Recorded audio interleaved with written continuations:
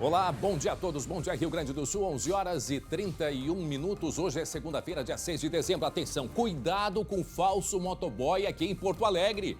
Olha a imagem, prestem atenção. Esse é o primeiro destaque com ele, Guilherme Roquete, direto da redação. Oi, Gui, bom dia. Bom dia, André. Bem-vindo de volta. Obrigado, Gui. Pois então, um falso motoboy anda atacando pedestres na região ali da Avenida Nilo Peçanha, proximidades ali da Rua Jaraguá. Esse homem aí desceu da moto, obrigou um pedestre a ajoelhar, levou os pertences e foi embora, ó, zarpando do local, André. Esse caso aconteceu aí no dia 1º de dezembro. A Polícia Civil está com essas imagens, mas um detalhe muito importante, André. Não houve o registro da ocorrência, o que dificulta a atuação da delegacia lá da região, André. Bom, em seguida a gente vai trazer as informações. É importante o que disse o Guilherme, importante que se faça o registro na delegacia de polícia. O Gui volta em seguida com outras informações. Até já, Gui. 11h32, sobre o júri da Kiss. Quem chega com destaque é a colega Gabi Lerina, direto do Foro Central aqui em Porto Alegre, não é mesmo, Gabi? Bom dia, Gabi.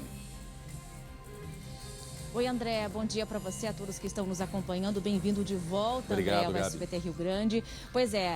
Pois é, André, já tem mais de 2 horas hoje o depoimento do Estênio Fernandes. O que ele é? Ele era promotor de festas, André, e já está falando ali já há mais de 2 horas. Hoje, aliás, é um dia específico àquelas defesas trazidas as pessoas que fazem parte da defesa de Elisandro Spor. Além, então, deste promotor de festas, devem falar ainda hoje William Machado, que é sobrevivente e, aliás, é sobrinho de Kiko Spor, e ainda hoje, nessa segunda-feira, também terá o depoimento de outra sobrevivente, que é a esposa do Kiko, a Natália Daronchi, que estava grávida e estava na festa, e vai trazer mais detalhes. Então, hoje é um dia aí de muitas emoções, de muitos detalhes, e nós estamos acompanhando. Logo, logo eu trago mais destaques do que está acontecendo nesse 6º dia de julgamento, hein, André? Pois é, Gabi, se mantendo aquilo que o juiz doutor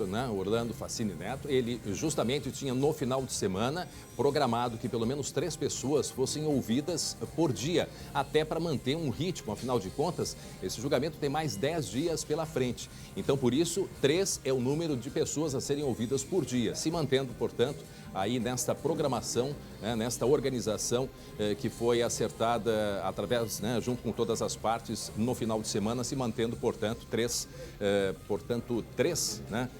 pessoas a serem ouvidas por dia. Esse é o primeiro, como disse a Gabi, o Estênio Fernandes, produtor. Está aí imagens ao vivo. Atenção, imagens ao vivo. O júri da Boate Kiss entrando hoje, não é, Gabi Lerina, no 6º dia. A Gabi está aí muito próximo desse local que nós estamos acompanhando na imagem, nesse setor que é específico para a imprensa, acompanhando, portanto, este depoimento. E agora o Ministério Público fazendo os questionamentos ao Estênio Fernandes, produtor de eventos, né, Gabi? É isso, André. A gente está aqui na parte externa, aqui no 2º andar do Fórum Central de Porto Alegre. Está atrás de mim a porta onde está acontecendo o julgamento neste exato momento. A gente está passando ao vivo para você através do SBT News. Mas é o seguinte, a gente não pode entrar porque está ao vivo neste exato momento, né, André? Então a gente só pode ter acesso para poder fazer ao vivo e também captar as imagens quando não tem nada acontecendo lá dentro, né? Então não é o caso. Então há a expectativa, a estimativa. O doutor Orlando Facini Neto disse que o intervalo deveria ser por volta de 12h30, daqui 1 hora. Pode ser que isso que aconteça, ou pode ser que não. Então nós estamos aguardando para ver qual vai ser a previsão desse intervalo. Lembrando que na sequência, como eu já disse, tem ainda a previsão do William Machado, que é sobrinho do Kiko Spor, que é um sobrevivente que estava lá no dia da festa e vai trazer os detalhes aqui. E ainda na sequência, essa grande expectativa para se ouvir a esposa do Kiko, essa mulher que estava grávida no dia da festa e que vai contar também através do olhar dela tudo o que ela viu lá e como foi o incêndio na Boate Kiss. Então é um dia aí cheio de trabalhos, né? A ideia, como você disse, André, de se manter de 3, mas também pode até acontecer que já ocorreu na última semana, nos últimos dias, de se terem mais de 3 depoimentos, se ter um 4º depoimento. Isso é um acordo junto com o Ministério Público e também com as defesas dos réus, e se assim for, for de agrado de todos, poderá ser colocada uma 4ª pessoa ainda hoje. Então, já que os depoimentos estão se alongando, no mínimo 3 por dia. E indo assim, fazendo um cálculo, né, André, é possível que os depoimentos, as oitivas, o total são 29 pessoas que vão prestar depoimento dentro desse processo longo e complexo do caso Kiss. Pode ser que eles encerrem entre a quinta-feira à tarde e a sexta-feira pela manhã. E aí, na sequência, começam os interrogatórios dos 4 réus. Então, essa é uma estimativa, ninguém sabe se isso pode acontecer, mas se seguir nesse ritmo, matematicamente, é isso que poderá acontecer. A gente fala sempre assim que pode acontecer, porque a decisão mesmo está nas mãos do doutor Orlando Facini Neto. E até porque é o júri mais longo da história. Imagine, em previsão de 2 semanas, há um cansaço, né, físico, emocional de todos, que também deve ser considerado, principalmente do corpo, né, os 7 jurados, o corpo de jurados. Isso também é muito considerado pelo doutor Orlando Facini. Mas em seguida a Gabi Lerina volta com outras informações, essas, portanto, imagens ao vivo. O Estênio Fernandes, produtor de eventos, está sendo ouvido nesse momento, sendo questionado pelo Ministério Público. Em seguida a Gabi Lerina volta com outras informações. O SBT Rio Grande, a sua companhia na hora do almoço, já está no ar.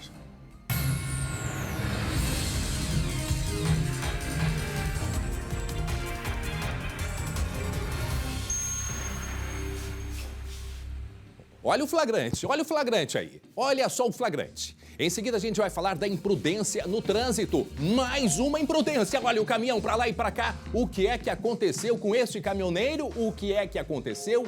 Estava embriagado, dirigindo em uma rodovia federal. Olhem a imagem, é assustador, colocando em risco a vida de quantas pessoas nesta rodovia federal aqui no Rio Grande do Sul.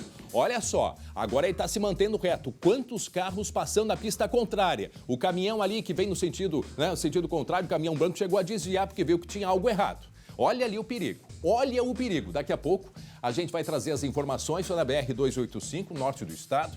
Vamos trazer as informações como que terminou essa história. O Guilherme Roquete vai explicar para a gente em detalhes o que aconteceu.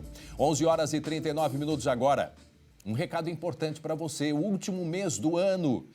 E que ano? Poucas vezes a pauta de saúde foi tão presente em nossos dias, é ou não é verdade? Falando nisso, o que você tem feito pela sua saúde? Que tal ter um 2022 mais tranquilo, gente? Cuidando de você e da sua família. O plano de saúde da IBCM é a melhor alternativa para você. Olha só por quê. Porque oferece diversas especialidades médicas, terapias, fisioterapia e odontologia. Tudo isto sem coparticipação alguma e mais, você tem a certeza do valor que você vai pagar, já que ele também não muda de acordo com a idade. Vejam só que interessante. E para tudo ficar ainda melhor, o plano de saúde da IBCM não terá reajuste de valor neste final de ano. Motivos para cuidar da sua saúde e da saúde da sua família, a IBCM tem de sobra. Ligue 0800 647 5511 ou chame no WhatsApp que está aparecendo aqui na tela. IBCM, o plano de saúde feito para o servidor público municipal e estadual. Olha aí, olha a hora certa, 11h40, 11h40, faltando 20 minutos para o meio-dia. Nós voltamos até o Fórum Central aqui em Porto Alegre. A colega Gabi Lerina está acompanhando o 6º dia de julgamento do caso da Boate Kiss. O que está acontecendo neste momento aí no Fórum Central em Porto Alegre, Gabi? Pois é, André, vou mostrar para vocês aqui atrás de mim, ó. Estamos aqui no 2º andar do Fórum Central de Porto Alegre, lá no fundo, André, ó, naquela porta lá. Lá atrás está acontecendo o julgamento ainda. Quem fala lá é o depoimento da testemunha, o Estênio Rodrigues Fernandes, ele que trabalhava com a promoção de festas, era promotor de festas. E eu citei aqui, anotei alguns pontos do que ele já disse aqui no depoimento dele. André, ele falou desde as 9 horas da manhã, ou seja, agora 11h40, já tem quase 2 horas, quase 3 horas de depoimento aqui. Ele disse o seguinte, ó, André, ele disse que conhecia o Elisandro Spor e também o Mauro Hoffman, os ex-sócios da boate, mas que tinha uma ligação mais frequente com o Elisandro, inclusive que costumava frequentar a casa dele. Ele disse que no dia da tragédia da Boate Kiss, ele chegou a ir até a boate, mas que saiu cerca de meia-noite lá da casa noturna e não estava quando começou o incêndio. disse o seguinte, disse que a Kiss tinha a melhor estrutura da cidade, que disparado ela era a melhor casa noturna lá de Santa Maria.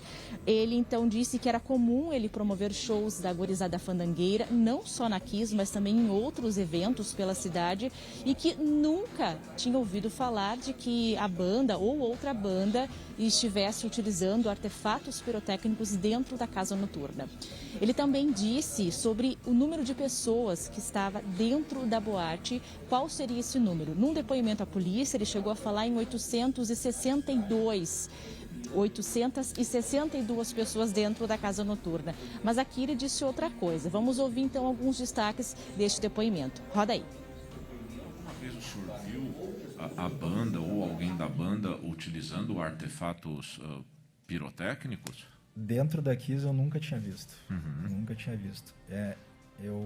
Eu cito no meu primeiro depoimento que foi uma coisa que me chamou a atenção, porque um final de semana antes, com uma mesma ação promocional, com esse bloco de carnaval que eu citei anteriormente, a gente foi no centro de eventos da Universidade Federal, onde eu presenciei. Tocava a Gurizada Fandangueira e eu afastei os promoters da frente do palco, porque a gente se reunia na frente do palco. Eu afastei os promoters da frente do palco, as meninas. Não me recordo se porque eles estavam utilizando, né,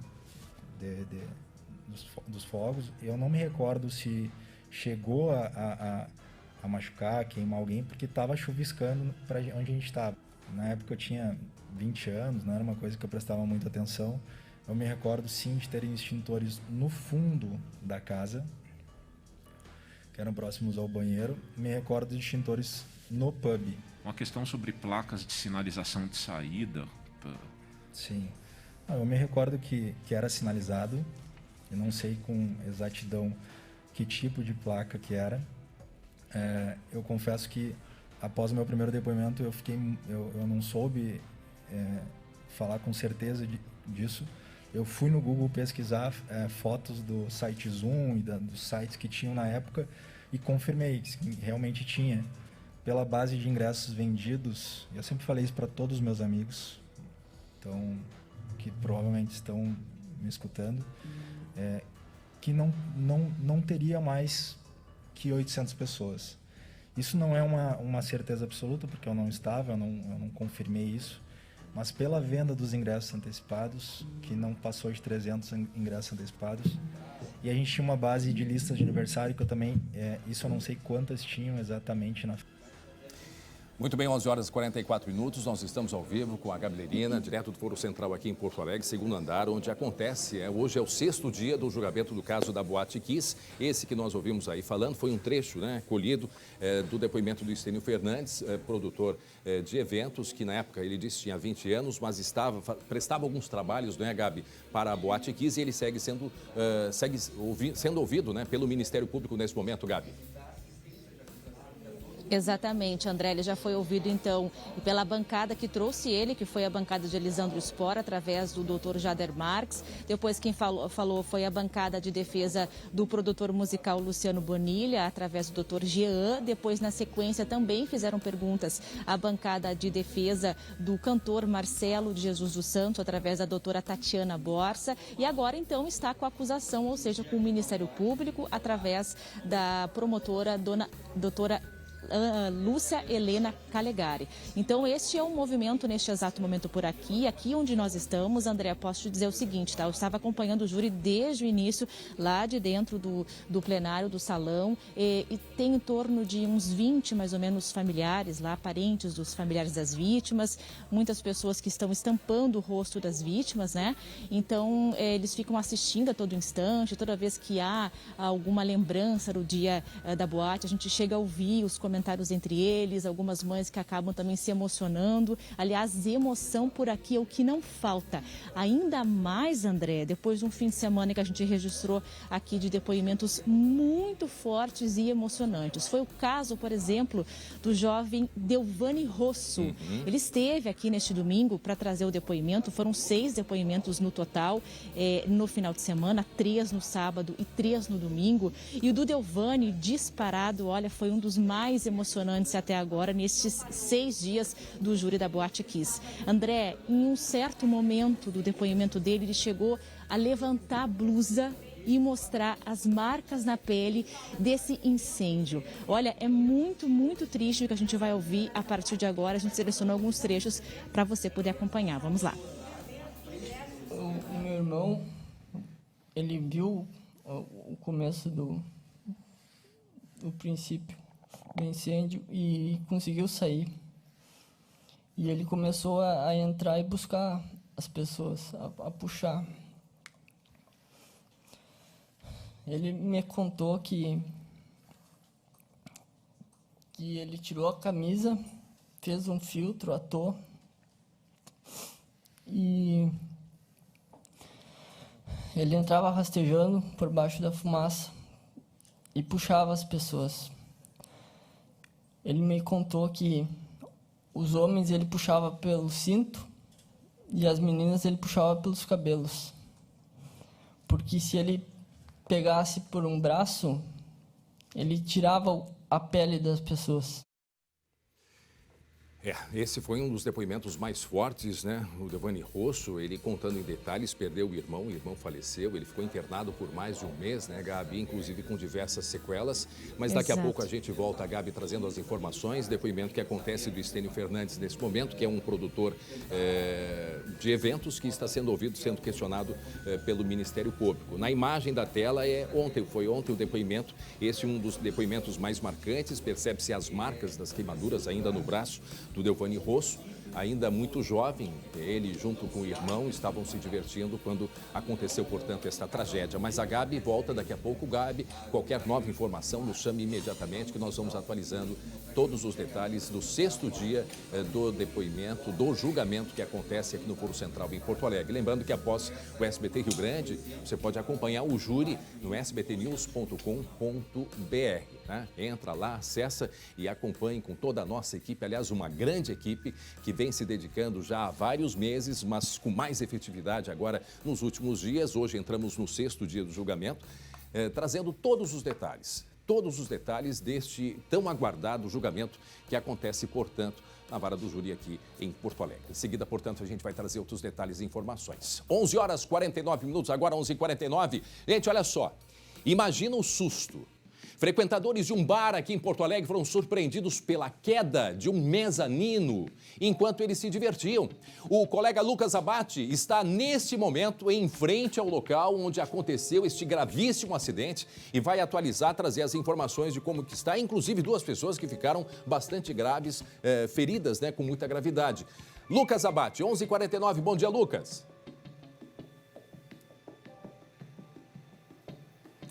Em seguida, deixa eu chamar o Guilherme Roquete. Guilherme, tu vem em pleno momento que acontece, né, o júri, né, de uma tragédia que aconteceu dentro de uma boate aqui em Santa Maria, o júri da Boate Kiss. Aconteceu no final de semana, portanto, né, este gravíssimo acidente dentro deste bar, que pelas informações que se tem, ele teria limitações para funcionar, não é mesmo, Gui? Exatamente, André. Eu conversei também agora há pouco com um advogado que representa, inclusive, o proprietário desse estabelecimento, e ele me comentou o seguinte, que o estabelecimento ele tem um alvará para funcionar como um bar, e ele funciona, segundo o advogado, dessa mesma maneira, André, e não seria, por exemplo, uma casa noturna, como houve a especulação de que poderia ser.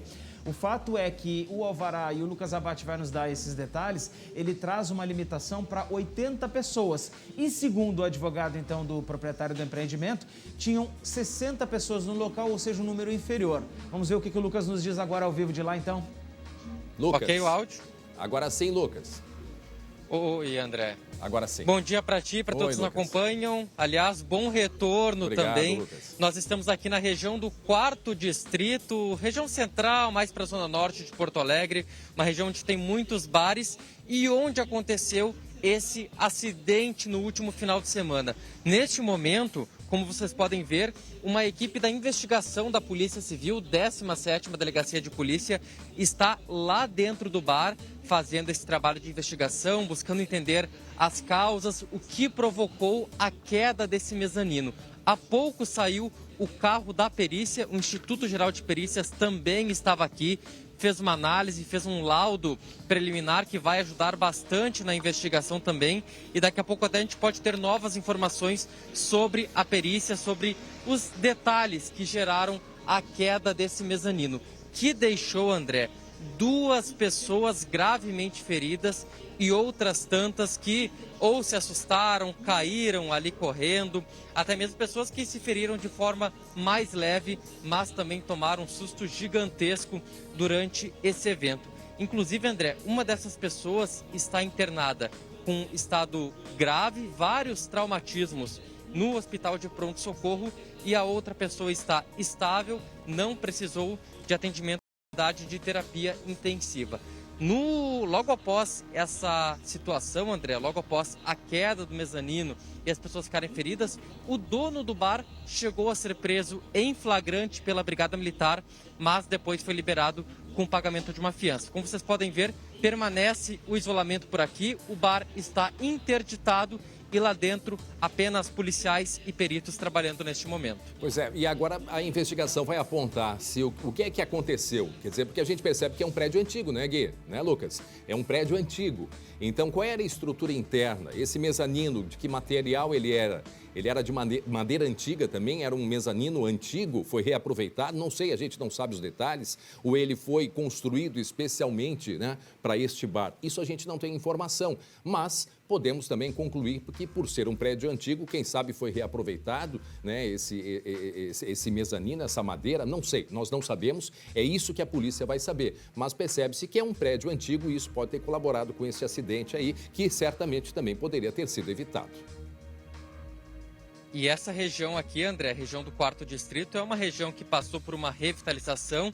Tem vários ambientes como esse aqui, galpões, que foram adaptados e são aproveitados hoje como locais de festa, de bares, inclusive. E até o vereador Ramiro Rosário, que é envolvido bastante com essa região, publicou em uma rede social dizendo, né, falando sobre essa situação, falando que o 4º Distrito passou por essa revitalização e que esse bar aqui, o Just for G, onde aconteceu tudo, não fez parte dessas ações de revitalização que foi coordenada pela Prefeitura e que já havia, inclusive, sido interditado em setembro porque não estava cumprindo as normas municipais. Ou seja, André, totalmente um local irregular, que já foi fiscalizado, interditado, mas nesse final de semana estava mais uma vez funcionando e dessa vez terminou com um acidente, 2 pessoas gravemente feridas. Para quem está chegando agora, 11h54, o colega Lucas Abate está nos falando de um acidente que aconteceu dentro de um bar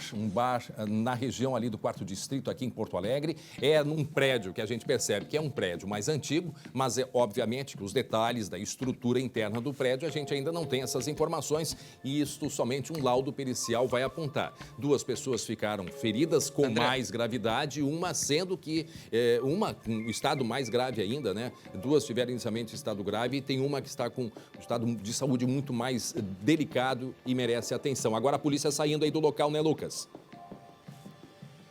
Saindo do local, André, até vamos ver se a gente consegue visualizar o delegado Daniel, que provavelmente está ali dentro. Talvez ele converse com a gente para trazer mais informações. Mas a nossa produção acaba de conversar com uma jovem que estava ali dentro, presenciou tudo e é amiga dessa outra pessoa que está internada em estado um pouco mais grave no hospital de pronto-socorro. E olha só essa informação, André, que ela passou para a nossa produção. Disse que no final de semana anterior esteve aqui nesse mesmo local e que o segurança havia pedido para elas não dançarem muito e não fazerem muitos movimentos em cima do mezanino, pois corria risco de cair. E dessa vez elas voltaram e elas estavam sentadas embaixo do mezanino. Nossa. E diz que em cima tinha muito mais gente do que do final de semana passado. Ou seja, André, essas pessoas que ficaram feridas, que se feriram de forma mais grave, estavam na parte de baixo né? e se feriram com a queda. As pessoas Lucas, que estavam em cima caíram em cima Lucas, dessas pessoas, André. Vai ali, tenta um contato com a polícia. Enquanto isso, eu converso aqui com o Guilherme. O Lucas vai tentar um contato aí com os policiais que saem nesse momento desta casa noturna. E isso é um alerta muito importante, Gui, porque nós tivemos um acidente na beira do Guaíba, poucos meses atrás, em que um deck, né, não era um mezanino, mas era um deck, desabou. Uma pessoa, uma jovem, morreu, outras ficaram feridas. E agora esse caso dentro deste bar que funcionava aqui nesta área que está sendo revitalizada e que deve ser até um alerta. Prédios antigos são muito importantes serem preservados, mas precisa-se, né, que ofereça segurança para os frequentadores também, né? Pois é, André, e também tem um outro detalhe, tem muitos galpões onde funcionavam, por exemplo, empresas anteriormente, que a partir de agora estão sendo utilizados justamente como locais de casas de eventos, casas de festa, e a gente também tem uma definição ali do que é bar, o que é casa noturna, porque o alvará para uma coisa é diferente do alvará para outra, né, André? Então, muitas vezes, a gente tem, por exemplo, um tipo de alvará, mas quando vai ver na prática, o que está acontecendo lá é uma atividade um pouco diferente daquilo que está previsto. Então, tem tudo isso, essa fiscalização, ela precisa ser reforçada pela Prefeitura e, inclusive, a questão da segurança desses prédios, como a gente já viu aí. Verdade. Reforçada a segurança, a fiscalização, né? Sabemos que há um número limitado também de fiscais que possam fazer esse tipo de fiscalização, como nós gostaríamos ao menos, né, Guilherme? Agora precisa-se, junto com a fiscalização, a conscientização das pessoas. Estamos tratando com vidas. Imagine, como disse essa testemunha que nós ouvimos agora há pouco aqui na redação, os colegas ouviram, essa testemunha que na semana passada já tinha frequentado esse local e que o pessoal estava dançando no mezanino, e aí a segurança teria dito, isto conforme nos foi passado por uma testemunha, uma frequentadora, na semana passada isso, olha, não dancem muito porque a situação está perigosa, imagina, quer dizer, tinha um total conhecimento do perigo que oferecia Lucas Abate. E finalizando o trabalho da polícia agora por aqui, André, conversei com os policiais, são agentes, eles não podem dar entrevista, o delegado Daniel, que é o responsável, já retornou para a delegacia e até porque, André, tem uma outra ocorrência em andamento, eu estou saindo daqui, logo vou perto aqui, bairro Floresta, caiu uma marquise em uma obra, ainda são informações preliminares que temos, mas já estou em deslocamento para lá para trazer as últimas informações e até por isso a perícia, os agentes estão fazendo esse deslocamento também para outro acidente que aconteceu aqui na região do 4º Distrito, no bairro Floresta, André. Olha só, informação importante que o Lucas traz, Lucas se deslocando para lá, não se tem informações ainda dessa marquise, era um prédio em construção, é isso, Lucas? Era um prédio em construção, o Lucas se desloca para André, lá. Informações preliminares. Certo. É que se trata de um prédio em construção na rua Gaspar Martins. Essas são as primeiras informações. Não temos relatos ainda de pessoas feridas nessa ocorrência e nem as causas. Mas daqui a pouco, questão de poucos minutos, eu chego e atualizo tudo de lá, André. Ok, vai lá, Lucas. Vai imediatamente conferir o que aconteceu. Nós temos, na verdade, né, o Guilherme, um trauma, né? Porto Alegre tem um trauma. Certamente muitos que nos acompanham ouviram falar. Eu lembro que eu tinha cerca de 10, 12 anos de idade quando aconteceu o desabamento da marquise das lojas Arapuã, aqui no centro de Porto Alegre. Uma tragédia que aconteceu nas ruas da capital gaúcha. E vendo este caso do mezanino que desabou num bar, eu logo imaginei e fiquei pensando quantos prédios antigos nós temos no centro da cidade, né? E quantas marquises antigas também. Pois, na época ali, acho que foi década de 80, 82, quando teve esse desabamento, diversas pessoas ficaram feridas e muitas morreram. Foi bem no centro de Porto Alegre, o famoso desabamento da marquise das lojas Arapuã. E agora, então, o colega Lucas Abate se deslocando nesse momento, muito perto aí nessa região mais antiga aqui de Porto Alegre, do 4º Distrito, se deslocando, mas neste caso um prédio em construção que teria então, portanto, desabado uma marquise e em seguida o Lucas vai trazer os detalhes do que está acontecendo, não é mesmo, Guilherme? Exatamente, até porque, né, agora a nossa equipe se desloca, André, mas eu já te adianto a informação de que algumas pessoas que estavam nessa obra, elas precisaram ser encaminhadas para o Hospital de Pronto-Socorro. A própria Brigada Militar ainda não tem exatamente a numeração, o detalhe de quantas pessoas, mas sim nós tivemos feridos nesse caso que aconteceu aí no final da manhã. Muito bem. Portanto, então, atenção para quem está chegando agora, o que está acontecendo? Essas são as imagens de um bar em que teve um desabamento desabamento de um mezanino, agora no final de semana, 2 pessoas feridas com gravidade e o colega Lucas Abate se desloca neste momento para ali no 4º distrito também, o desabamento de uma marquise em um prédio em construção. Guilherme já antecipa que há pessoas que estavam ali e que estavam feridas, mas os detalhes ainda não temos. Em seguida a gente vai trazer então com o Lucas Abate as informações desse desabamento de uma marquise de um prédio em construção, agora há pouco aqui em Porto Alegre. Meio-dia, 1 minuto. Atenção para esta imagem aí, perigo na estrada. E que perigo, Guilherme? Um caminhoneiro preso depois de dirigir bêbado na BR-285. Traz os detalhes para a gente, é assustador. André, olha, realmente eu fico me colocando no lugar dos outros motoristas no sentido contrário, ou até mesmo esse aí que está gravando atrás desse caminhão, andando e vendo todas essas peripécias que esse motorista aprontou aí na região entre Vacaria e Muitos Capões, na BR-285, lá na região dos Campos de Cima da Serra. Quando os policiais rodoviários federais, então, receberam via telefone de emergência 191 da Polícia Rodoviária Federal a informação de que esse caminhoneiro aí estava totalmente desnorteado andando lá na estrada, eles foram então justamente para o trecho e conseguiram localizar esse veículo por lá, André. E olha só, um caminhoneiro de 33 anos, e eu vou reforçar o que eu falei outro dia quando a gente falou sobre caminhoneiros aqui, o outro que também estava tirando racha com um segundo, né? Um homem, esse agora tinha 33 anos, o outro tinha 36, esse agora tinha 33 anos. Ele disse então que saiu de Caxias do Sul para carregar esse caminhão lá no oeste catarinense, mas foi submetido ao teste do soprinho, André, bafômetro. Mas que barbaridade. E sabe o que aconteceu? Preciso te dizer ou tu já imagina? Acho que tu já imagina, né? Mas fala. Então, o resultado foi 0,60 miligramas, 0,60 mililitros, isso aí. 0,60 mililitros de álcool no sangue desse cidadão, o que caracteriza, então, crime de trânsito, até porque a tolerância é muito mais baixa que isso e a tolerância é só uma margem de erro, porque na lei mesmo, a previsão é 0, não pode estar com nada dentro do sangue. Atenção, Guilherme, 12h e 3 minutos, muita gente impressionada com esta imagem que nós estamos mostrando. Percebam o perigo deste caminhão cujo motorista tinha bebido. Não sei se ele trouxe detalhes, se foi na parada do almoço. Isto era, pelo que não sei qual é o horário, mas de dia, e não bebeu pouca coisa. Não bebeu pouca coisa. BR-285. Olha a quantidade de carros vindo no sentido contrário. Esse caminhão branco chega, vai para o lado porque viu que estava alguma coisa acontecendo. O caminhoneiro completamente embriagado, descoordenado, como as imagens por si mostram, Guilherme. André, início da tarde de sexta-feira, a hora que ou o pessoal está saindo para a praia, ou está se deslocando para outra cidade, ou está voltando, inclusive, para casa depois do trabalho, naquelas situações ali que o pessoal consegue sair um pouco mais cedo.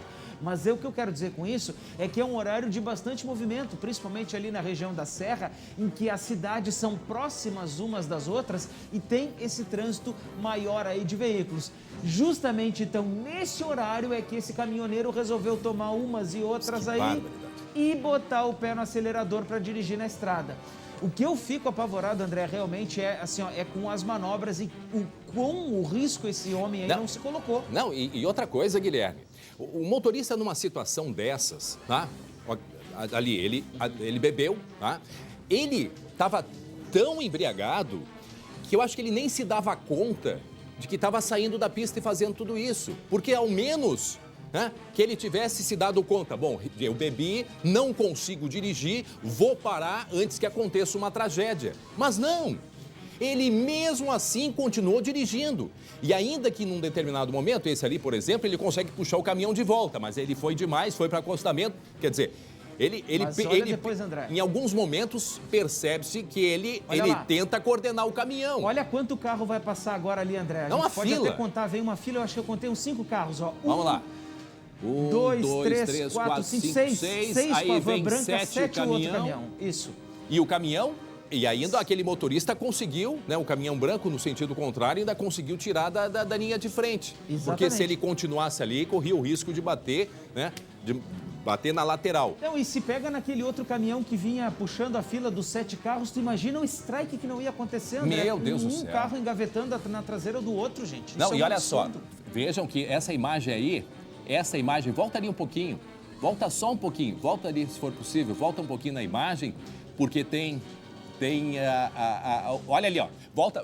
É uma ponte, né? É uma ponte, mas veja, volta um pouquinho, eu quero só mostrar um detalhe, volta só um pouquinho. Tu imagina aquele motorista, volta ali, ó, aqui tá ótimo, porque assim, ó, vocês vão conseguir perceber que tem um carro atrás de um outro caminhão.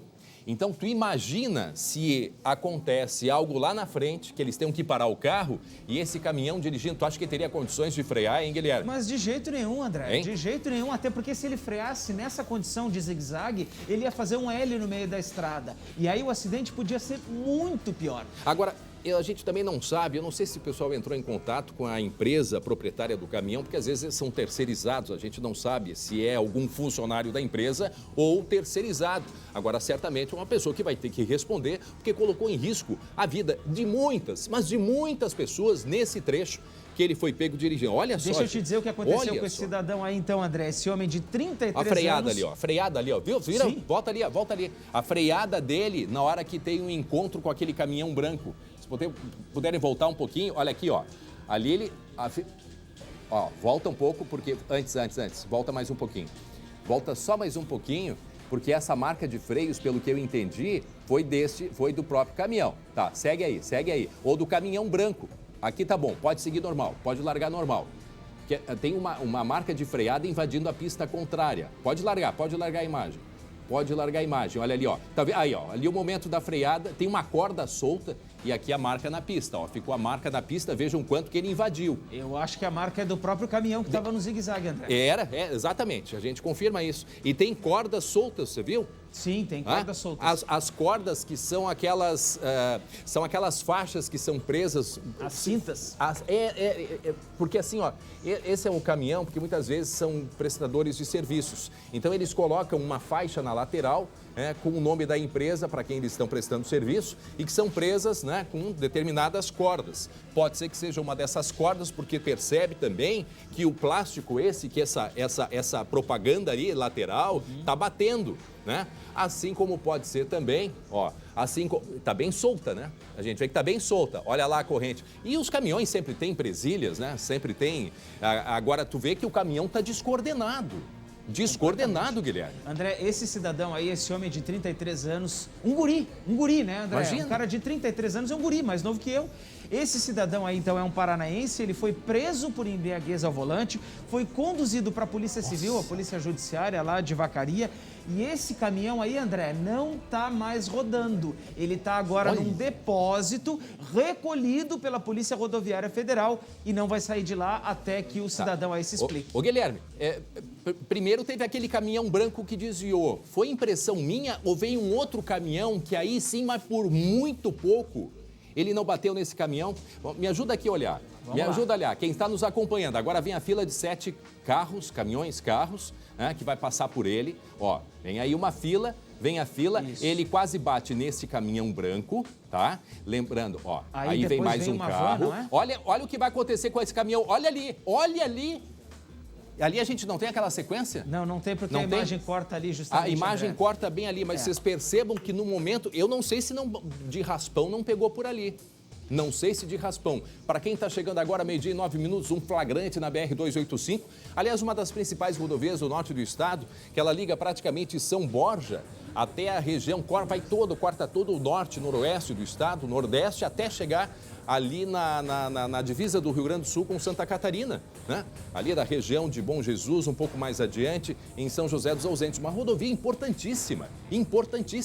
E aí esse caminhão, né, motorista aqui não é daqui, não é gaúcho, é do Paraná, fazendo isso, né? E olha aí, ó, aí o primeiro caminhão branco, que ele quase bateu de frente, passa um carro e olha só o que vem atrás ali.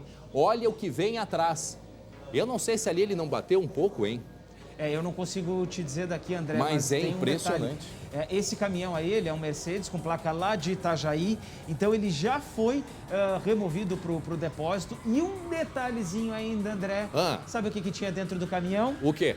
Uma garrafa de cachaça. Mas que barra. Foi encontrada, assim, pelos agentes da Polícia Rodoviária Federal lá na boleia do caminhão. Esse é um caso, a nossa legislação ela não permite isso, mas é uma pessoa nunca mais dirigir, uma pessoa que faz isso, né? deveria perder a carteira e nunca mais colocar os pés dentro de um caminhão. Ah, André, mas e se ele tem um problema? Bom, aí é uma outra história, é um problema que precisa ser tratado e nesse momento, né, enquanto está em tratamento, obviamente que não pode dirigir, obviamente, né? Então, assim, este é um flagrante que aconteceu e sabe-se lá, Guilherme, se esta foi a primeira vez.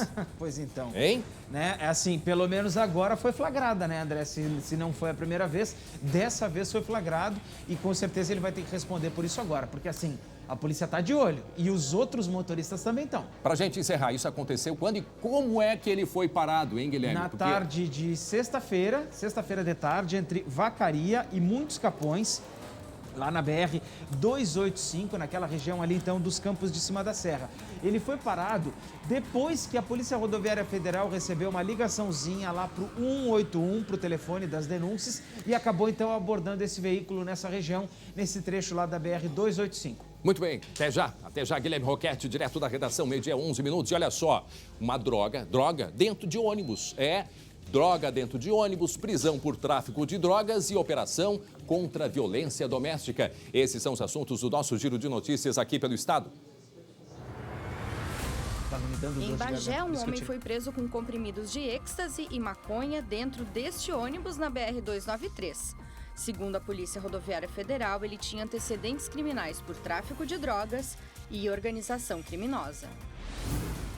No centro de Juí, no noroeste do estado, um homem de 26 anos foi preso com quase 100 porções de LSD. A droga provoca alucinações e confusão mental. Ele foi encaminhado ao presídio da cidade. Em Canoas, uma operação policial contra a violência doméstica prendeu 7 pessoas. Uma delas foi presa em flagrante com uma arma que utilizava para ameaçar a vítima. Atenção, queda de marquise de um prédio em construção ao vivo. Lucas Abate vai dizer pra gente aonde foi que aconteceu, Lucas. Acabo de chegar aqui no local, André, Rua Gaspar Martins, no bairro Floresta, dentro de uma construção. O Rodrigo vai mostrar pra gente.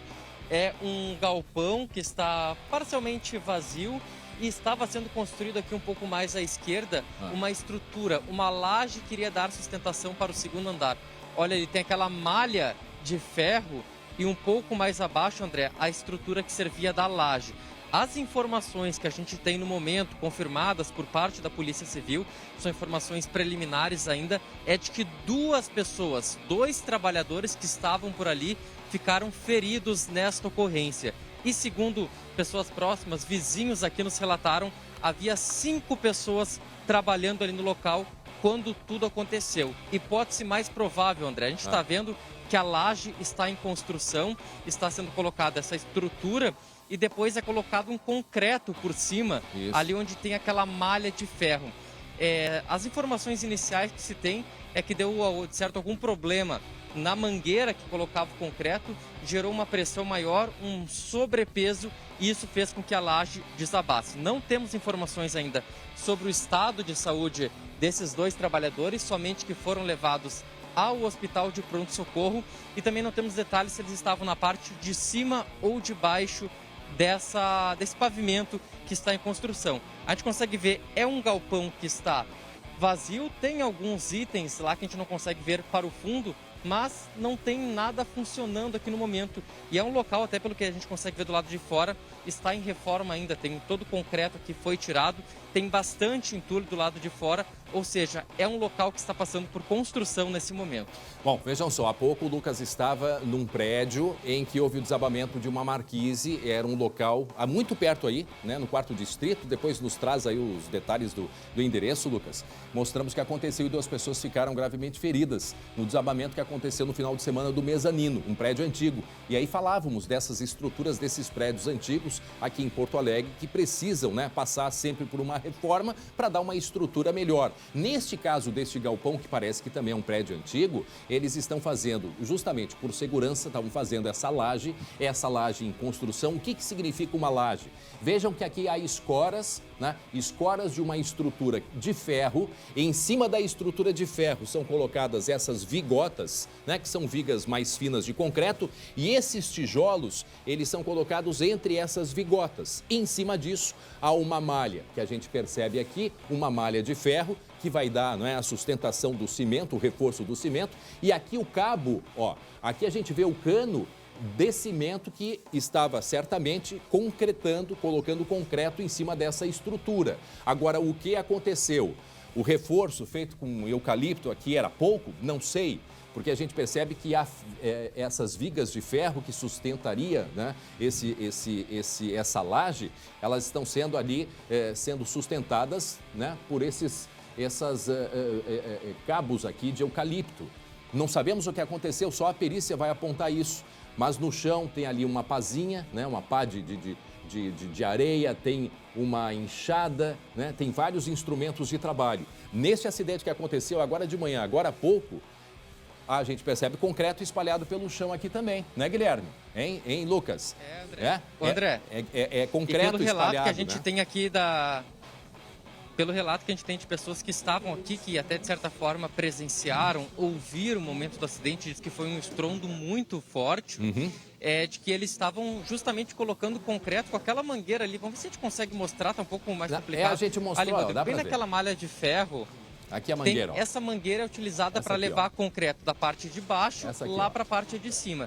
E o relato de algumas testemunhas é de que houve alguma falha nessa mangueira, que ela botou uma pressão maior, começou a dar mais concreto lá em cima do que a estrutura suportava, e isso fez com que parte dela desabasse. Então, essas são as causas iniciais desse acidente que são apontadas por pessoas próximas. Mas, claro, saber exatamente o que aconteceu, isso vai depender do trabalho da perícia, que já esteve por aqui, já fez um trabalho preliminar, mas nós não temos informações ainda sobre os laudos, sobre o que aconteceu. Como você bem disse, André, é um galpão antigo, é uma região que tem muitos galpões que estão sendo adaptados agora. A gente não sabe qual vai ser a utilidade desse daqui logo após a conclusão dessa obra, mas a gente consegue ver que é um espaço bem grande e com reforma. Deixa eu ver se o Rodrigo consegue mostrar um pouquinho aqui do lado de fora, Rodrigo, para a gente mostrar a fachada, o tamanho desse galpão. E é um local que até a gente consegue ver na placa que está um pouco mais acima, que está para aluguel. É um galpão vazio e que foi colocado à disposição para aluguel. Esses entulhos que o Rodrigo está mostrando agora, André, não tem nada a ver com o acidente, tá? Faz parte dessa obra, parte dessa reforma. Eles estão escavando o chão, retirando o material do chão e colocando aqui do lado de fora. Então, esses entulhos não têm relação com o acidente, a gente só está mostrando para dar uma percepção de que o local está sendo reformado neste momento, André. Muito bem, meio-dia 18 minutos, meio-dia 18. O local exato onde aconteceu esse acidente aí, hein, o Lucas? É no 4º distrito, né? Rua Gaspar Martins, no bairro Floresta, número 188. André, 5 minutinhos lá do bar onde eu estava há pouco, trazendo as informações sobre a queda de um mezanino. O bar fica na Avenida São Paulo, pela polícia, 5 minutinhos, menos de 2 quilômetros de distância daqui. Meio-dia 19 minutos, o Lucas Abate mostrando nesse momento o desabamento de uma laje em construção, uma espécie até de um mezanino, né? Não mezanino, talvez futuramente eles iam retirar o telhado, não sei, não sabemos. Aqui, ó, aqui aparece a laje que estava em construção. A perícia é que vai apontar o que de fato aconteceu, mas percebemos que esse acidente aconteceu enquanto que era feita a concretagem, enquanto que o concreto estava sendo colocado sobre esta vibrolagem, que são essas vigotas aqui de concreto, junto com esses tijolos que formam, portanto, essa laje que estava em construção, e em cima disso estava sendo feita a concretagem. O que aconteceu, se foi sobrepeso, não sei, se foi a estrutura de base de apoio, e aí a gente percebe que muitas vezes não se usa nem mais o eucalipto, se usa outros tipos de estruturas de ferro para sustentar, mas enfim, não sabemos o que aconteceu. O que se sabe é que 2 trabalhadores ficaram feridos. Já se sabe a gravidade desses feridos, hein, Lucas? Ainda não, André. A informação que se tem até o momento é que os 2 foram levados daqui pelo SAMU até o hospital de pronto-socorro. Não tem informações ainda sobre o estado de saúde, sobre a gravidade das lesões. E a gente não tem nem informação, André, se eles estavam na parte superior, concretando essa estrutura, ou se estavam na parte de baixo, na parte de fora, quando a queda aconteceu. Mas os relatos são: 5 pessoas estavam aqui no momento em que tudo aconteceu e 2 trabalhadores, ficaram feridos. Lucas, eu não sei se dá tempo do Lucas, já que está aí perto, voltar lá no local do mezanino que desabou num bar no final de semana. Eu não sei se isso é possível. Pode, Lucas, volta lá, porque a gente, na verdade, a gente mostrou, eram vários prédios. Aí, ó. Bom, o prédio está em isolamento, né? Esse prédio que aparece da esquina, Lucas, o mezanino ficava... eu só quero mostrar o local correto, até para a gente não mostrar o prédio errado. Então eu peço que o Lucas vá lá, né? Se for possível agora, Lucas, só para a gente mostrar o local exato da onde aconteceu este acidente no final de semana, dentro de um bar, que conforme as informações estava atuando de forma irregular e que teve, portanto, a queda de um mezanino. Se possível, o Lucas vai lá para mostrar exatamente o local aonde aconteceu esse acidente no final de semana. Pode ser, Lucas? Pode ser, André, mas se quiser já adiantar as informações, é um prédio que está bem na esquina da Avenida São Paulo, não tem nenhum letreiro, não tem nada identificando esse bar, apenas um símbolo ali, bem pequeno, mas é um prédio que fica bem na esquina da Avenida São Paulo. Tá, e ali a parte que desabou é no número 285, ou seja, nesta imagem que a gente está mostrando, a colega Simone Donini passa, seria, eu não sei se o Lucas tem a informação, Lucas, pelo que a gente percebe, na esquina é um outro prédio que não tem nada a ver com o bar, seria um prédio único. E pelo isolamento que a gente vê, essa parte da esquina está liberada, isso seria um outro estabelecimento. A parte isolada, para aí só um pouquinho, a parte isolada seria essa aí, do 895, exatamente onde está essa garagem, tá? Só para reforçar, para a gente não mostrar que é o prédio inteiro, mas o problema foi nesta parte aqui, né? Onde está ali, ó, número 895, e aqui está isolado, e nessa esquina aqui é um outro prédio que não teria ou não tem nada a ver com essa parte de cá onde aconteceu esse incidente neste bar. Só para fazer essa correção, tá certo, Lucas? Tá certo, André. É bem na esquina aqui, ó, peguei no mapa, Avenida São Paulo com a Moura Azevedo. O que está para o lado da Moura Azevedo, para a rua Moura Azevedo, é uma situação à parte, é do mesmo galpão, sim, mas não faz parte do bar. Inclusive, a gente viu que tem algum tipo de comércio ou escritório que fica daquele lado.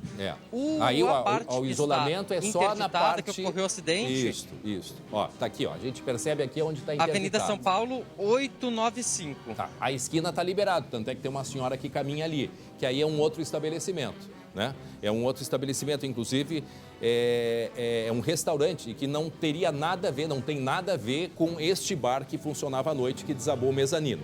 Então, só para salientar bem, para a gente fazer essa correção, porque são prédios antigos, são prédios grandes, eles são divididos internamente, tá? Então, essa parte aqui da esquerda, ó, essa parte que aparece aqui na imagem, isso é de um restaurante que não tem nada a ver com a parte de cá, onde houve o desabamento deste mezanino. Aqui sim, nesta porta de garagem, foi onde aconteceu esse acidente e 2 pessoas ficaram gravemente feridas. Feita só não chega a ser uma correção, mas só para a gente salientar muito bem, né? Porque é um prédio só, né? E aí pode dar a entender que seria o mesmo estabelecimento, mas não. Tanto é que tem um carramanchão, né? Tem aí umas folhagens ali na entrada do restaurante e a parte do bar, do desabamento, é esta aqui onde tem esta porta de garagem. Feita a correção, portanto, é importante a gente deixar sempre bem claro aí, porque é um estabelecimento que deve estar funcionando, daqui a pouco quem olha vai dizer, mas vai estar fechado. Não, o da esquina não tem nada a ver, não está fechado, tanto é que a senhora aparece ali caminhando, porque ali não há interdição. 12h24, atenção! Atenção para esta imagem, olha só, olha aqui, flagrante.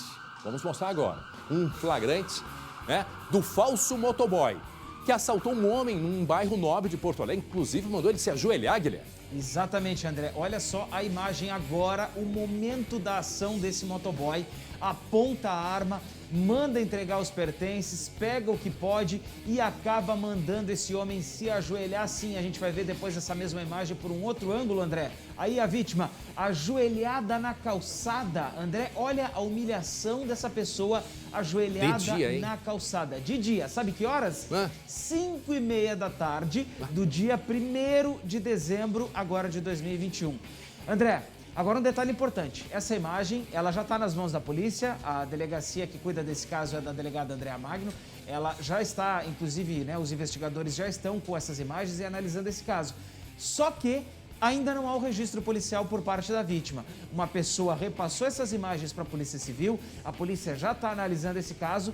Essa vítima foi orientada para que fosse até a delegacia e registrasse a ocorrência, mas ainda não há esse registro. O que dificulta a ação da polícia por 2 motivos. Não se sabe exatamente o que foi levado dessa pessoa que ficou ajoelhada, aí pagando os pecados na calçada, e também não se tem ainda alguma característica que possa identificar quem era então esse motoqueiro que anda aí atacando e importunando as pessoas nessa região da Avenida Nilo Peçanha, junto ali em uma das esquinas próxima à Avenida Nilópolis. Olha, tá aí o alerta, gente. E alerta também, porque é importante fazer o registro policial. Na imagem ali, Lucas, na imagem mais... Guilherme, na imagem mais aberta que vai aparecer, que a gente enxerga esse homem, pessoal, a humilhação e o medo, porque se ajoelha e levanta a camisa para mostrar que não está armado.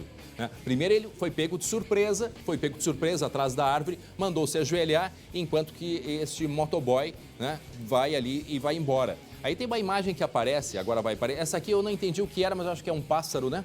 É um pássaro que aparece. Achei que era um objeto que teriam jogado, mas eu acho que é um pássaro que aparece aí, né? Que uma pomba, um pássaro maior. Achei até que fosse um outro roedor, mas não. Não, porque sai em seguida, eu acho que ele saiu voando. Mas eu achei que fazia parte aí de todo o contexto. O motoqueiro também saiu voando depois que soltou. Os dois. Agora, vejam, tá ali disfarçando como se nada estivesse acontecendo e ele, ó, a hora que dá o bote. Foi direto no quê, Guilherme? Ainda não está bem claro, André, mas a gente imagina ali que celular ou relógio, que eram justamente os objetos que ficam mais à mão. Eu acho que ele botou a mão no relógio, eu só não vi se ele conseguiu tirar. Parece no pulso, a gente tem uma impressão, pelo menos, daqui a pouco a vítima mostrou que não tinha, né? Eu, por exemplo, não uso relógio, né? Eu uso o pulso vazio. Mas ainda não está bem claro, justamente porque não houve o registro da ocorrência.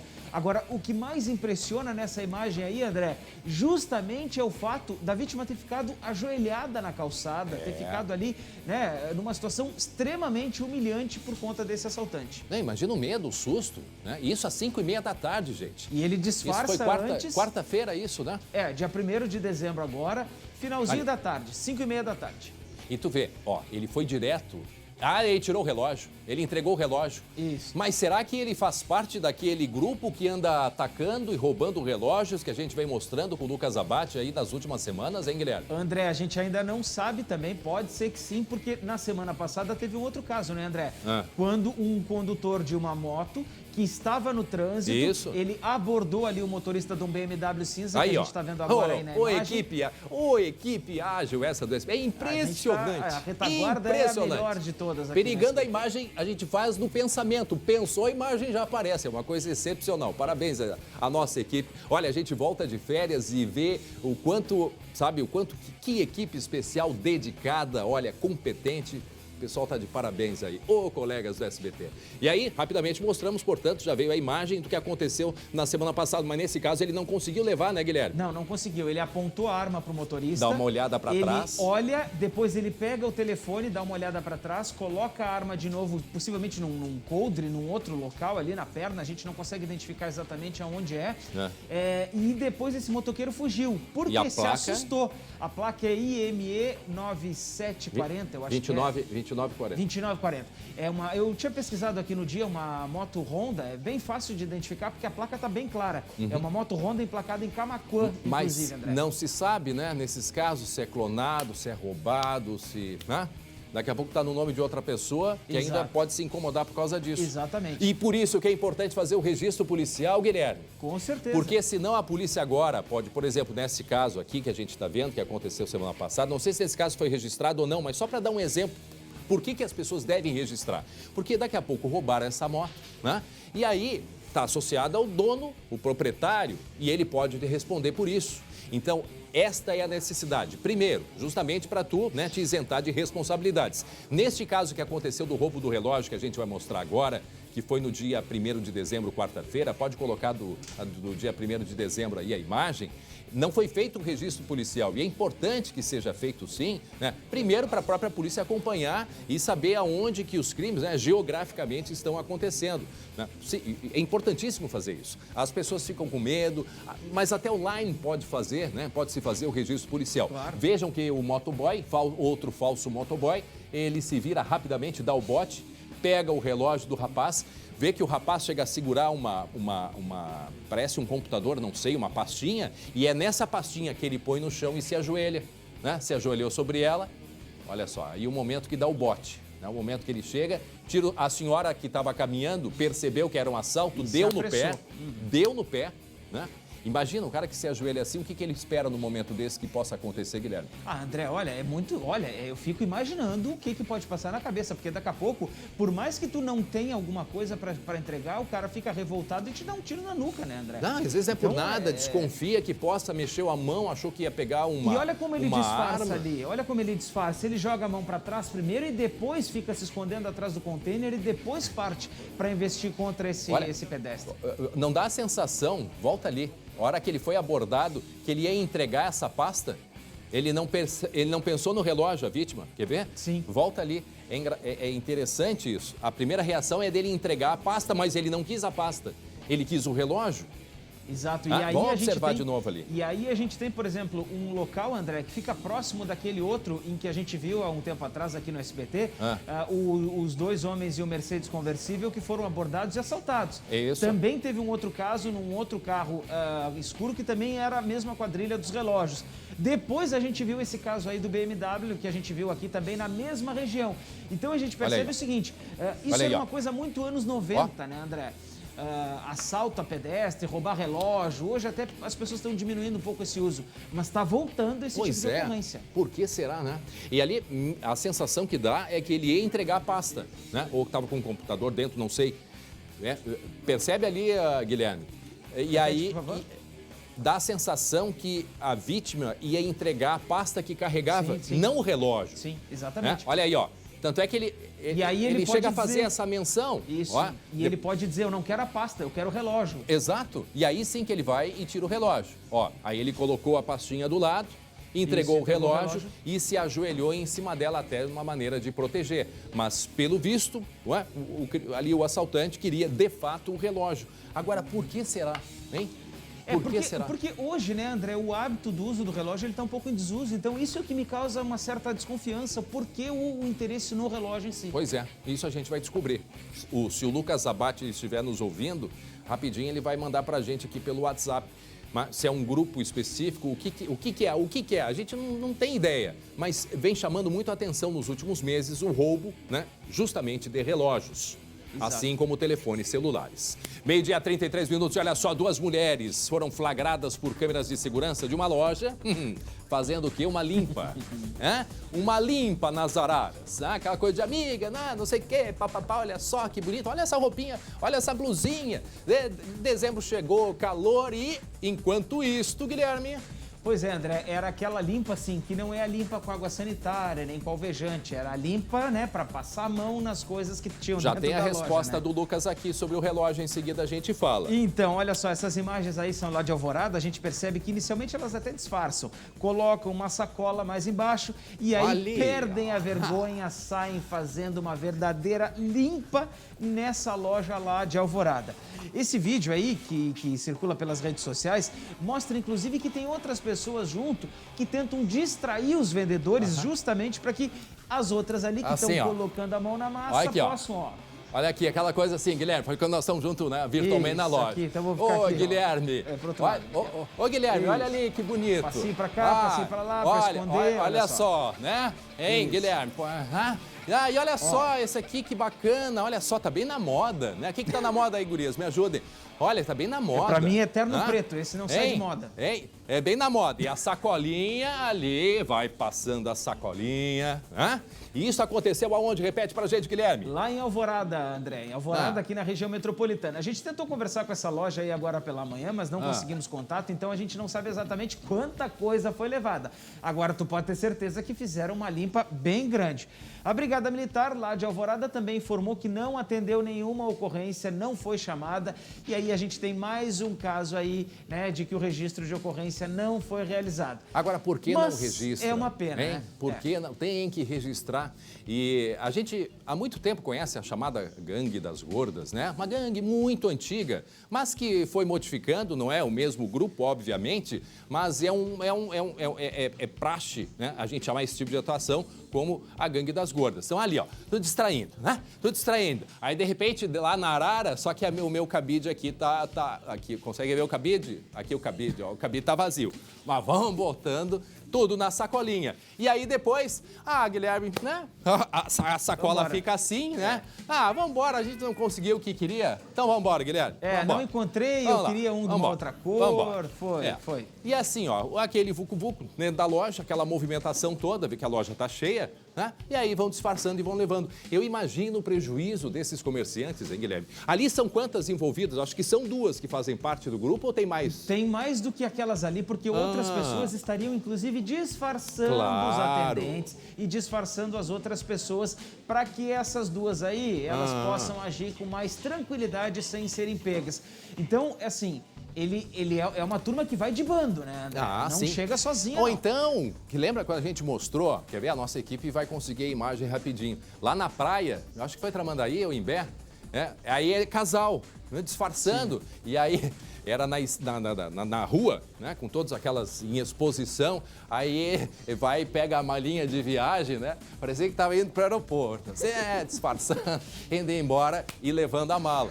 Quer dizer, isso é uma coisa que acontece e é um prejuízo para o comerciante, assim como o comércio de rua, mesmo dentro de supermercados, isso é muito comum acontecer.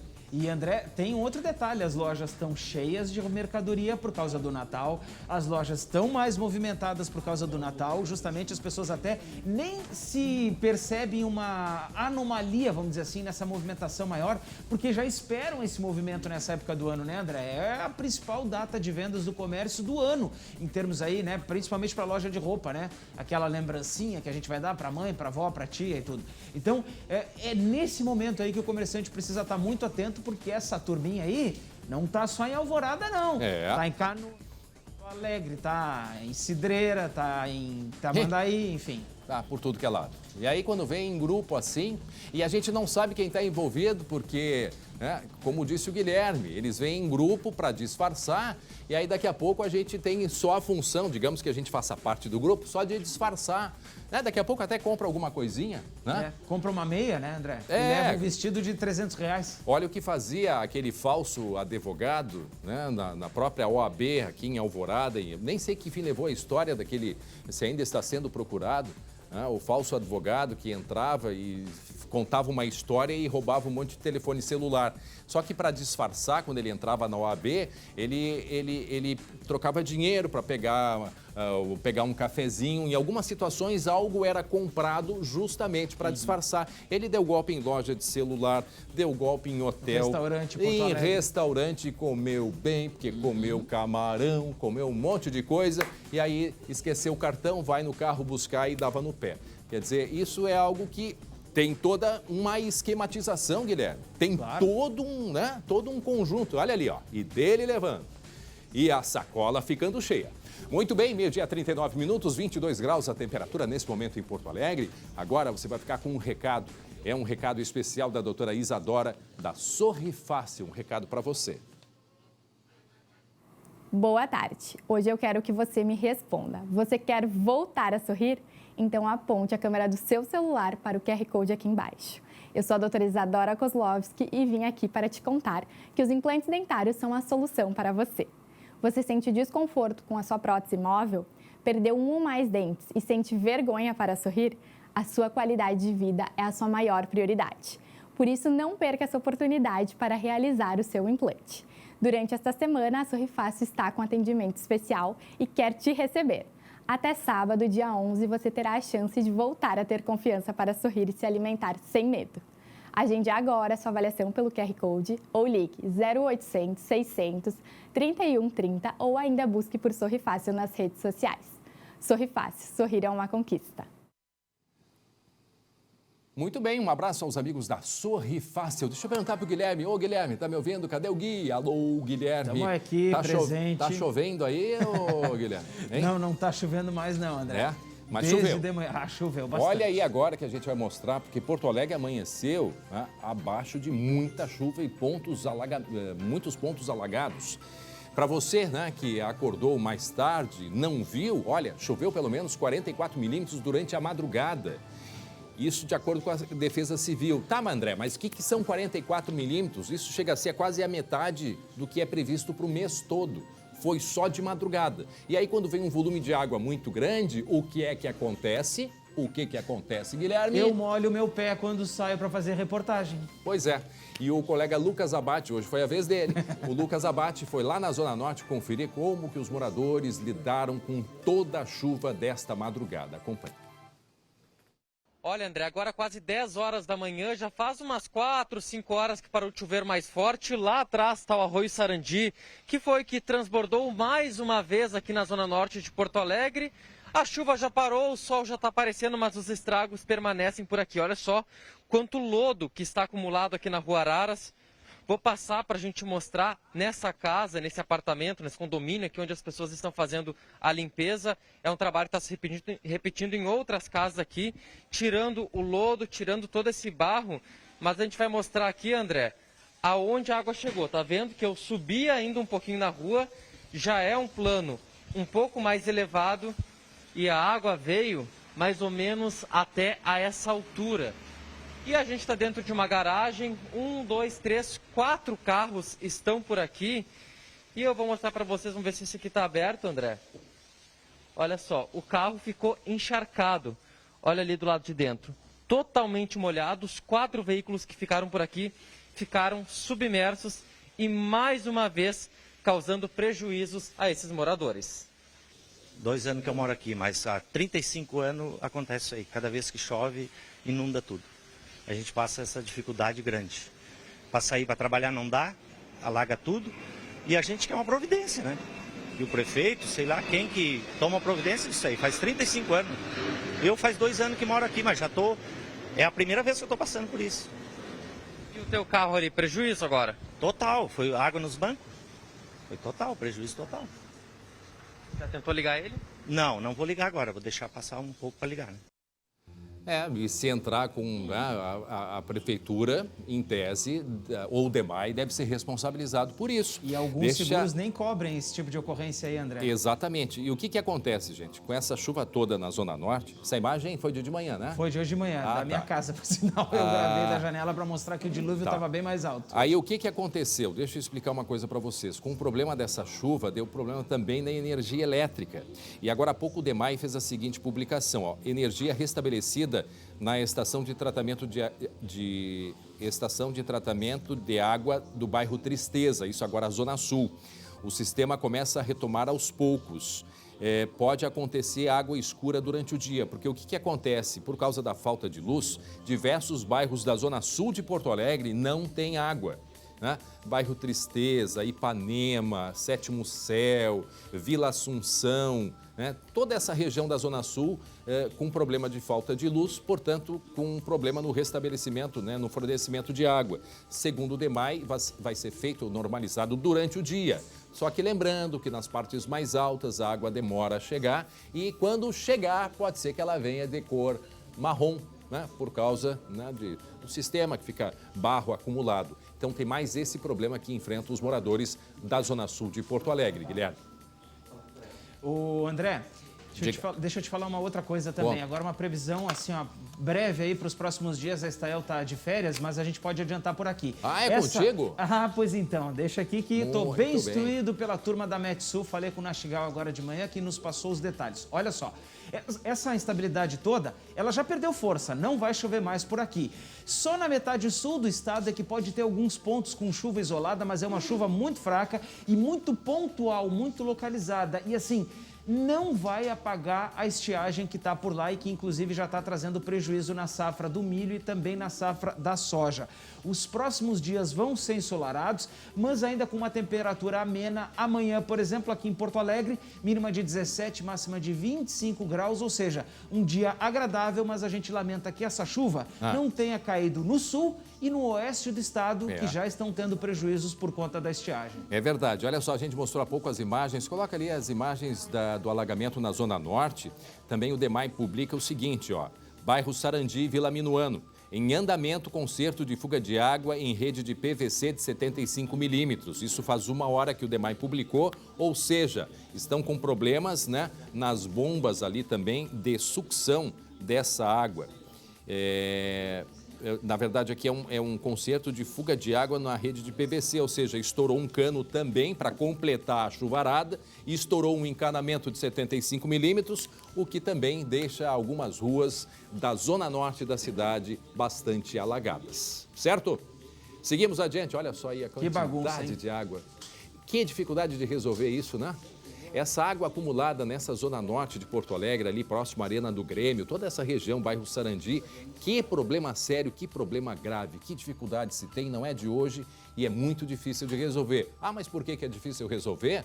Dinheiro. O custo, ele é muito alto, né, Guilherme? Quem sabe agora a capital gaúcha consegue aí, já está conseguindo alguns empréstimos. Quem sabe se possa, né, se fazer um empréstimo maior e se olhar para esse lado da cidade que precisa tanto de atenção como a zona norte aqui da cidade. 12h, 46 minutos, você vai ver daqui a pouco, tem o esporte aqui no SBT Rio Grande. O Luiz Carlos Reck, nosso convidado especial, vai nos responder se acredita ou não na permanência do Grêmio na primeira divisão. E aí, vocês acreditam? Não? Ou sim? Tem chance ainda? Meio loteria? Bom, sorteio. A gente vai a um rápido intervalo e já volta com muita informação ainda para você. Até já.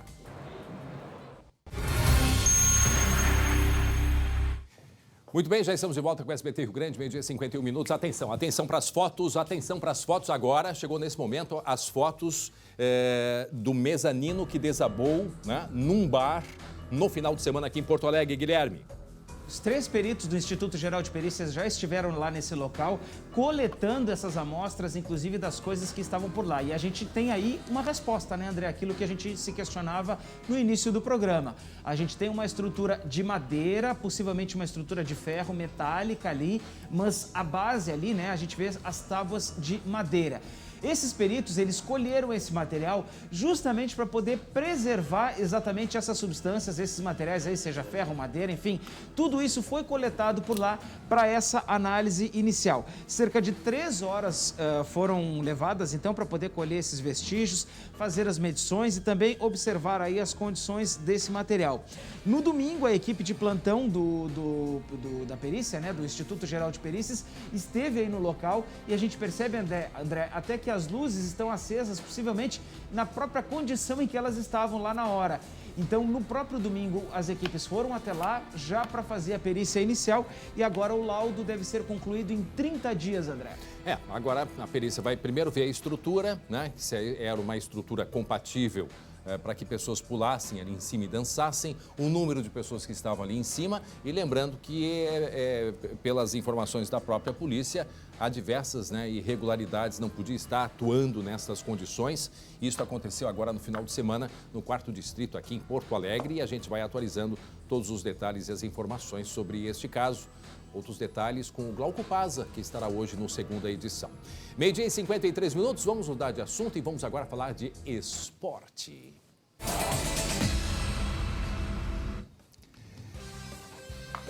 Quando a gente fala de esporte, lembra logo do Grêmio, entra em campo, Matheus Schenck entra em campo, porque a vida do Grêmio, cada dia mais difícil. né? E se é que é possível ficar mais difícil, hein? Não sei. Hoje ou amanhã a grande decisão pro Grêmio, afinal? Pode ser hoje, André. Boa tarde para você, boa tarde a todos. Pode ser hoje, o dia do rebaixamento do Grêmio, né? Pela terceira vez para a Série B do Campeonato Brasileiro. Vamos fazer o seguinte, a gente tem um convidado especial, a gente tem que mostrar os gols, a gente tem que mostrar muita coisa. Antes de tudo, Marina Stout, arquibancada Grenal. Vocês já se acostumaram com esse negócio de todo jogo ser uma final? Não. Eu ainda não me acostumei. Nenhum gremista precisava passar por isso, né?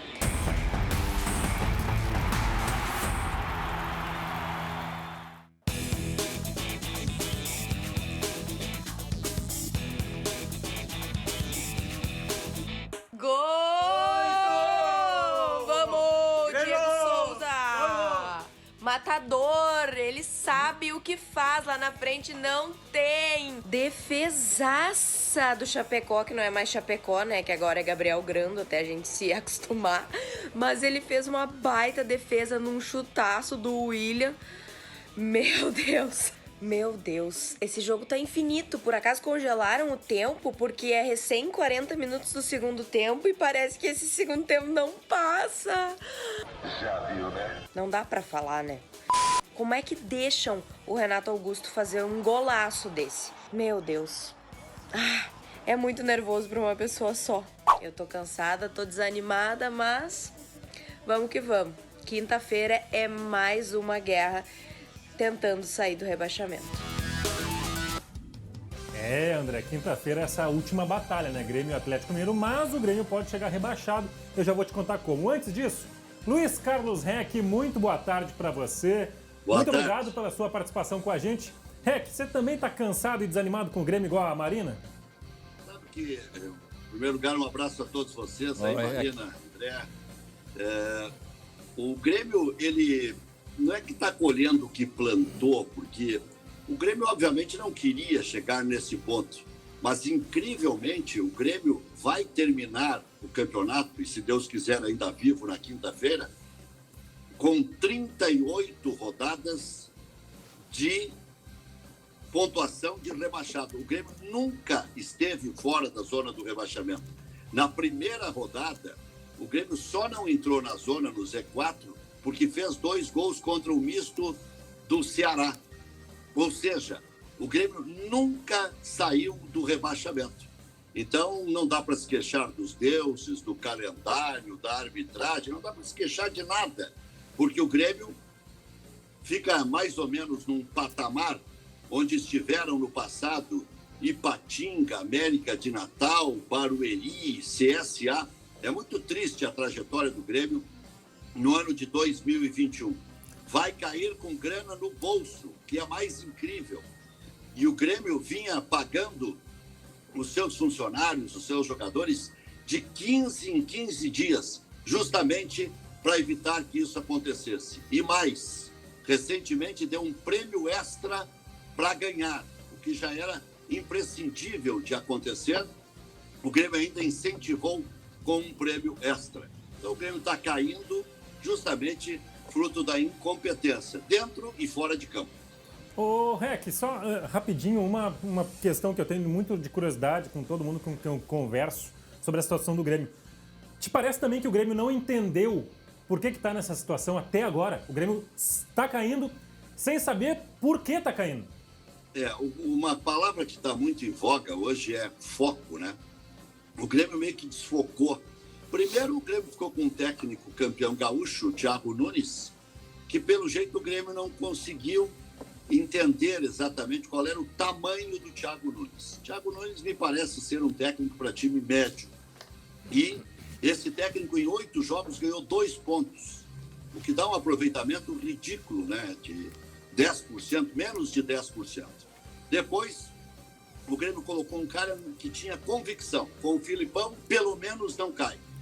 E aí, quando estava meio que se ajeitando nos empates, uma vitória aqui, outra ali, vencendo os confrontos diretos, com 45,6% de aproveitamento, tiraram o Filipão, porque faltou convicção no técnico mais vitorioso da história do Grêmio. Por fim, se trouxe um discípulo do Filipão, o Wagner Mancini, que tem muito aprendizado, como o Filipão, inclusive, ganhou com o Grêmio jogando pelo Banguzinho, o Wagner Mancini. É verdade, faltou foco. O presidente do Grêmio mesmo pensava em ser presidente da Liga de Clubes, governador do estado e presidente do Grêmio. Aí vai naufragar com certeza. Ô, Rec, então quer dizer, o Renato, a gente voltando um pouco antes, deveria ter saído, hein? O alerta foi dado naquele 5-0 da Libertadores da América em 2019. Mas o presidente tinha um processo muito cômodo para si. O maior ídolo da história do Grêmio comandava o vestiário. E se conseguisse o mínimo, a cobrança para com o presidente também seria mínima. Então o Grêmio sempre teve o Renato como bola de segurança. Acabou virando bola de insegurança. E uma herança extraordinariamente maldita de pelo menos 10 jogadores que não têm condições de jogar no Grêmio e que ganham uma fortuna. Por isso, mesmo superavitário, mesmo tendo ganho 4 títulos estaduais, uma Recopa, uma Copa do Brasil, uma Taça Libertadores da América, o Grêmio foi se instabilizando, ao invés de crescer com superávit e com conquistas, porque ficou dependente do Renato. Ô, Rec, eu quero chamar a atenção de você e também dos amigos que estão em casa. A gente tinha vários trechos das entrevistas coletivas após o jogo para a gente separar, vários. A gente escolheu 2 personagens que falam justamente da bobeada na marcação. Por quê? Porque o Grêmio, de novo, coloca a culpa nos jogadores. Olha aí. A postura de marcação da equipe vinha muito bem até o lance aos 42 do segundo tempo, onde a gente afrouxa a marcação e dá a possibilidade de um arremate de fora da área de um jogador que eu havia chamado a atenção já, não só hoje na palestra, no vestiário, como ao longo dessa semana. Essa primeira vitória escapou aos 42 minutos numa jogada anunciada, né? A gente conhecia bem o talento do Renato Augusto, foi treinado a semana inteira exaustivamente, que esse jogador era o único jogador que não podia ficar sozinho na entrada da área. Pois é, né? Me chama muito a atenção que tanto o Mancini quanto o Denis Abraão, Vestir Futebol, eles chamam a atenção para esse detalhe, como o Grêmio vacila de novo. É exposto para todo o estado, para todo o Brasil ver como o Grêmio vacila em situações que são treinadas. Me parece que falta um pouquinho de proteger esse grupo. Enfim, vamos tentar entender o que precisa o Grêmio para não cair. Rapaz, é difícil. Olha, são 2 telas, tá? A primeira na imagem para você, vamos rodar aí. Segura aí, porque olha só, o Grêmio vai cair hoje se Juventude e Cuiabá somarem pontos. Juventude visita o São Paulo, o Cuiabá recebe o Fortaleza. Depois, vamos para outra tela, só dá play aí, meu amigo que está rodando as imagens. O Grêmio vai ser rebaixado na quinta-feira, mesmo ganhando, se 2 desses 3 times pontuarem. Juventude, Cuiabá e Bahia. Se 2 deles somarem pontos, tanto hoje quanto na quinta, acabou pro Grêmio. E a classificação aí está mostrando que a situação é muito difícil. Rec, vamos ser bem sinceros, esse milagre pode ainda acontecer? Tem algum fio de esperança para o torcedor do Grêmio? É um fio, né? Um fio de esperança. O Juventude empatar hoje com o São Paulo passou a ser lógica, porque o Juventude está jogando mais que o São Paulo. O Cuiabá empatar em casa com o Fortaleza passa a ser lógica, porque o Cuiabá ele tem uma campanha de 6 vitórias, 6 empates e 6 derrotas dentro de casa. Então, ele tem um aproveitamento de mais vitórias e empates. Somando vitória e empate, daria a lógica ele empatar com o Fortaleza. O Fortaleza está de férias. Se ele não conseguir empatar com o Fortaleza de férias, que deve ganhar um prêmio extra do Grêmio Fortaleza, ele ainda terá uma outra chance contra outro time que estará de férias. Santos, que não tem mais nada para fazer na competição. O Juventude, se não conseguir nada hoje, vai jogar contra um time que queria rebaixar o Grêmio ontem. Exatamente. Quer dizer, então, o Corinthians não quer mais rebaixar o Grêmio, não vai mais seguir a pressão da torcida. É muito difícil mesmo. E o Bahia joga contra o Fortaleza na última rodada. O Bahia tem só uma partida. Cuiabá e Juventude tem 2. E não está proibido do Bahia empatar o jogo contra o Fortaleza. Então é um fio de esperança. E outra coisa, está todo mundo contando como vitória do Grêmio contra o Atlético, porque o Atlético vem com o time C, uma vez que depois vai decidir a Copa do Brasil em 2 partidas contra o Atlético Paranaense, a primeira em Belo Horizonte. Mesmo o time C do Atlético Mineiro tem bons jogadores. É verdade. E o Grêmio, com esse desânimo que mostra nos jogos, pode até empatar ou perder para o time C do Atlético Mineiro. Mas está muito difícil. Rec, eu tenho uma boa notícia para quem está nos assistindo. Eu tenho uma boa notícia, só que não envolve o Grêmio. É a Champions League no SBT. Nessa terça-feira tem Liga dos Campeões aqui no SBT. Real Madrid e Inter de Milão entram em campo para ver quem fica com a liderança do Grupo D. As 2 equipes já estão classificadas, mas querem mais e vão proporcionar um espetáculo digno da maior competição de clubes do planeta. Nada mais, nada menos do que Lautaro Martínez, Arturo Vidal, Rodrigo, Vinícius Júnior e companhia aqui no SBT. Não dá para perder. É nessa terça, a partir de 4h45 da tarde. Eu espero você. Até lá. Rapaz, jogão, hein? Vinícius Júnior na tela do SBT, esse eu não vou perder. Falando em não vai perder, quem sabe o Inter não perde hoje, né? Quem sabe o Inter consegue uma vitória. Inter e Atlético Goianiense, hoje à noite, 8 horas no Beira-Rio. A provável escalação do Inter vai pintar na tela para você. O Diego Aguirre tem só uma dúvida, ou ele escala o Rodrigo Lindoso, que está de volta de lesão muscular, ou ele mantém o Palácios no time. Luiz Carlos Reck, Inter e Atlético Goianiense. Confronto, eu nunca pensei que eu ia dizer isso, confronto direto por uma vaga na Libertadores na fase prévia, antes dos grupos. E aí, o que te parece esse jogo de hoje? Eu acho que o Internacional ganha, acho que apertado do Atlético Goianiense. O Atlético Goianiense, se ganhar, vai a 50 pontos e está no páreo aí pela repescagem. As 2 primeiras fases da Libertadores da América. Eu acho que o Inter ganha hoje. Eu não tenho certeza que o Inter ganhe do Bragantino. E aí a fase direta para a fase de grupos, a conquista direta para a fase de grupos é mais difícil. Pode ser que o Inter fique em 7º ou 8º. Em 6º, eu não acredito, até porque o Fluminense, que tem 51, ganhando da Chapecoense, vai a 54, que é o máximo que o Inter pode conseguir, ganhando do Atlético Goianiense e do Bragantino. Então, eu acho que a 6ª vaga tende a ficar com o Fluminense, desde que o Inter ajude o Fluminense, ganhando do Bragantino. Inclusive, só rapidinho, vou mostrar a parte 1 da classificação que tem o Internacional. O Inter que nesse momento foi ajudado pelos resultados paralelos, né? A gente vai ver aí que o Inter teve muita ajuda ontem, porque o Fluminense perdeu, o América e o Ceará empataram, então o Inter está numa condição mais favorável. Luiz Carlos Reck, muito obrigado pela sua participação. Valeu, Reck. A gente agradece. Muito obrigado, viu? Muito bem. Grande abraço. Espero que o Gringo hoje volte ao esquema tradicional com o Lindoso na meia cancha, que foi onde o Inter conseguiu sucesso. Valeu, tchau. valeu, Reck. Grande abraço. Amanhã a gente fala mais de esporte e com novidades, né, sobre o Grêmio aí, Matheus. O SBT Rio Grande está terminando. Obrigado pela companhia. E a partir da 1h15 da tarde, a partir da 1h15, nós vamos estar ao vivo no site SBT News com todas as informações do júri da Kiss. Até amanhã.